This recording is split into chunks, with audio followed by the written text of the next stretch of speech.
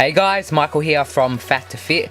So I tried so hard to think of a different way to comment over, well, do a commentary over this lifting footage, because I just find lifting footage so boring. I wanted to find a new way to present it, but I'm still thinking on it. I'll get back to you guys on that. So I just thought I'd take you guys through one of my chest and tri workouts. So let's begin. So I always start off with a big compound movement, and as you can see here, I started off with the bench press. Now I don't go too heavy on my bench press or any of my exercises really, because I'm decided to focus more on the hypertrophy. The lowest I go is about 8 reps, which I do for 5 sets for my compound movements, just because I want to go a bit heavier on them while still maintaining the best form I can. Like you can see here with my bench press, not flaring my arms too much, getting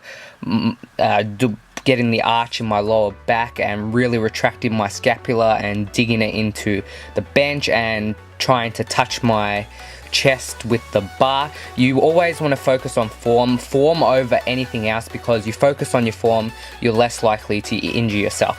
Then pretty much after my compound movements, I'll do the 10 to 15 rep range with a few accessories. Like you can see here, I did it with the dumbbell incline dumbbell bench press, and this is something I've been focusing on a lot because I really like the contraction I feel. An issue I was having is I found it hard to keep the dumbbells straight when I was coming down and going up, and I couldn't figure out what the issue was for the longest time. So you'll see later, you can see here, I put the seat one more notch down, and it really helped keeping the dumbbells straight, and I felt it a lot more in my chest. I think I was feeling it too much in my shoulders when I was doing it a little bit higher, so I just dropped the bench a bit.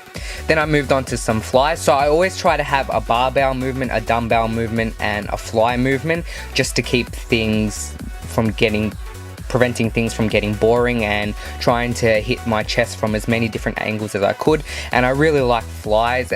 My pro tip here would be, make sure you're bringing your arms all the way together, your pinkies all the way together, keeping your arms as straight as possible. You don't want to flare your elbows too much, because it really takes a lot of your chest out of the movement. And you can see here I take a bit of a rest because I get a bit tired getting towards those 15 reps, and so I don't go too heavy on them.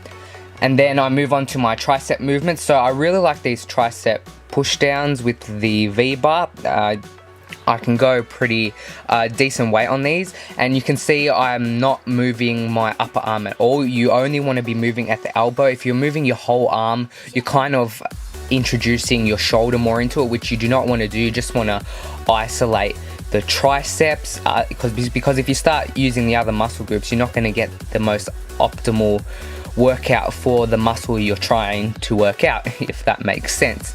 And so just trying to maintain that perfect form. Don't go too heavy, guys. If your form's all crap, you're not going to be working the muscle as well as you could be. So make sure your form is spot on. I always preach form over anything else.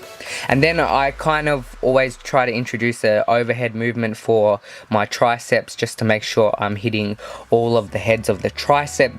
And I really like this with the dumbbell. I've tried it with the rope and the straight bar and the easy curl bar, but these overhead, I forgot what they're called, dumbbell tricep something, but this movement really works for my triceps, and I really feel the stretch, especially at the bottom and as I'm coming back up. And I think it's a great overall tricep movement. So if you haven't given it a try with the dumbbell, I recommend giving it a try, and you will really feel it in your tricep. And then I like to finish off with something I can kind of burn the muscle out with, and that is the rope.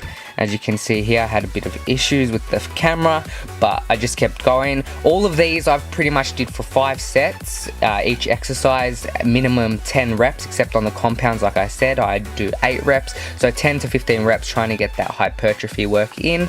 And then I just finish up with cardio at the end of every session, as you will see in the next clip.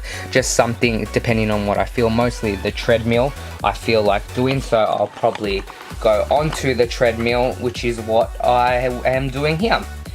So that is going to be the end of this little tutorial. I didn't want to make it too long, just to give you guys a bit of a glimpse at what I do, and so I hope you enjoyed it. If you did, please give the video a like, comment down below if you have any tips for my workout or you want to talk to me at all, and share and subscribe to the video if you haven't already. I'll see you later, guys.